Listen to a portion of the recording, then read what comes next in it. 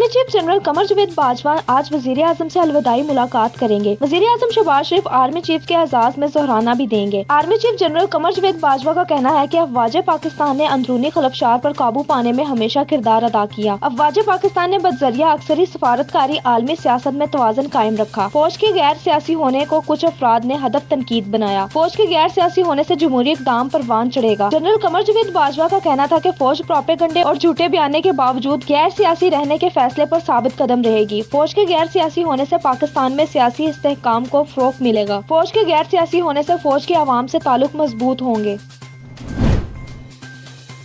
वज़ीर आला पंजाब चौधरी परवेज इलाही ने कहा है कि पंजाब हुकूमत इमरान खान की अमानत है। इस्तीफे दिए तो शहबाज शरीफ की 27 किलोमीटर की हुकूमत 27 घंटे भी नहीं चल सकेगी। काफ लीग के मरकजी रहनुमा चौधरी परवेज इलाही ने अपने वीडियो बयान में कहा कि जिसके साथ चलते हैं उसका साथ नहीं छोड़ते। इमरान खान असम्बलियां तोड़ने का कहेंगे तो आधे घंटे की देर नहीं होगी। उन्होंने कहा कि रावलपिंडी जलसे के बाद इमरान खान की सियासी हिकमत अमली फैसला कुन राउंड में दाखिल हो गई है। अवाम का ठाठे मारता हुआ समंदर इमरान खान की मकबूलियत का मुंह बोलता सबूत है। चौधरी परवेज इलाही ने कहा कि इस्तीफे आते ही PDM का जाली इत्तेहाद भी इंतशार की शक्ल इख्तियार कर जाएगा।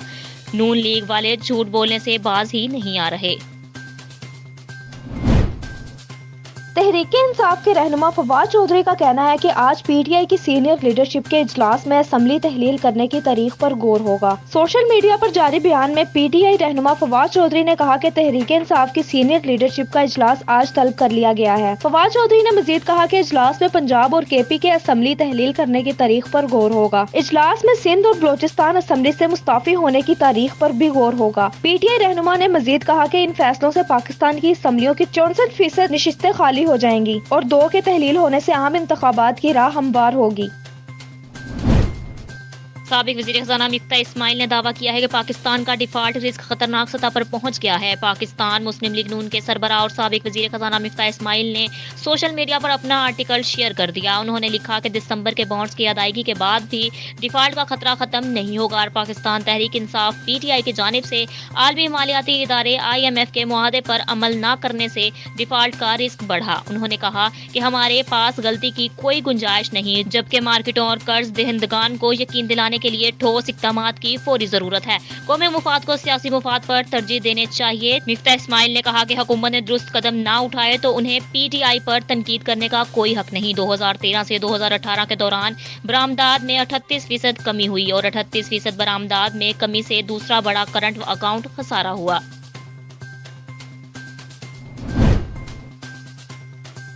अवामी मुस्लिम लीग के सरबराह शेख रशीद अहमद का कहना है कि बड़ी तादाद में इस्तीफे मुल्क की सियासत को हिला कर रख देंगे। मीडिया से गुफ्तगू करते हुए शेख रशीद अहमद ने कहा कि इमरान खान ने सियासत में सरप्राइज देने का कहा था, वो दे दिया। मुल्क डिफॉल्ट होने के खतरनाक पॉइंट तक पहुंच गया है। मुल्क में सबसे कच्ची नौकरी फाइनेंस मिनिस्टर की होती है। शेख रशीद का कहना है कि सारा बोझ मीडिया पर डाल दिया गया है। सब मीडिया खेल रहे हैं। हकायक बहुत खतरनाक है। नैब केसेस जो खत्म हो गए हैं वो सुप्रीम कोर्ट से दोबारा बहाल होंगे। ये सजाएं सिर्फ गरीब के लिए हैं। अवामी मुस्लिम लीग के सरबराह ने मजीद कहा कि आम आदमी अपनी जिंदगी से तंग है। मसाइल हल की बजाय बढ़ते जा रहे हैं। बड़ी तादाद में इस्तीफे मुल्क की सियासत को हिला कर रख देंगे। हम भी ये कहते थे कि अदम एतमाद नहीं होगा, मुल्क इलेक्शन की तरफ जाएगा। मुल्क संभालना आसान काम नहीं। इमरान खान दोबारा आएंगे, इनके लिए मईशत को संभालना मुश्किल नहीं है।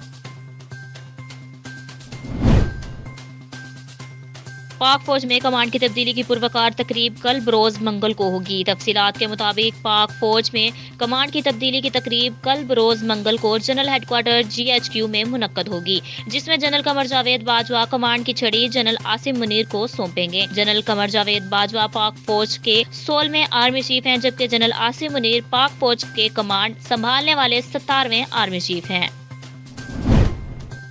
पाकिस्तान तहरीक इंसाफ की जानिब से सूबाई असम्बलियों की तहलील या इस्तीफों के बाद आम इंतखाबात होंगे या ज़िमनी इलेक्शन कराए जाएंगे। इलेक्शन कमीशन ने बता दिया। तर्जुमान इलेक्शन कमीशन ने बयान में कहा है कि सूबाई असम्बली तहलील होने पर कौमी नहीं मुतलका सूबाई असम्बली का इलेक्शन दोबारा होगा। तर्जुमान का कहना है कि जितने भी अरकान मुस्ताफी होंगे इनके हलकों में 60 रोज में ज़िमनी इंतखाबात करा देंगे। उन्होंने कहा कि किसी भी सूबाई हल्के में इंतखाबात पर तकरीबन 5 से 7 करोड़ खर्च होगा। पंजाब और खैबर पख्तूनख्वा असम्बली के दोबारा इंतखाब पर कम से कम 22.5 अरब का खर्च आएगा। दोनों असम्बलियों के तहलील होने पर इलेक्शन कमीशन को सूबों में 411 हलकों में ज़िमनी इंतखाबात कराना होगा। سکھ یاتریوں کے ساتھ ہونے والی چوری کی واردات کے ملزمان گرفتار کر لیے گئے۔ تفصیلات کے مطابق تھانہ سٹی ننکانہ پولیس نے کارروائی کرتے ہوئے بابا گرو نانک کے جنم دن کے موقع پر سکھ یاتریوں کے ساتھ ہونے والی چوری کی واردات کے ملزمان کو گرفتار کر لیا۔ ملزمان کے قبضے سے 80,000 روپے نقد اور 6 قیمتی موبائل فون برآمد کر کے تفتیش شروع کر دی گئی۔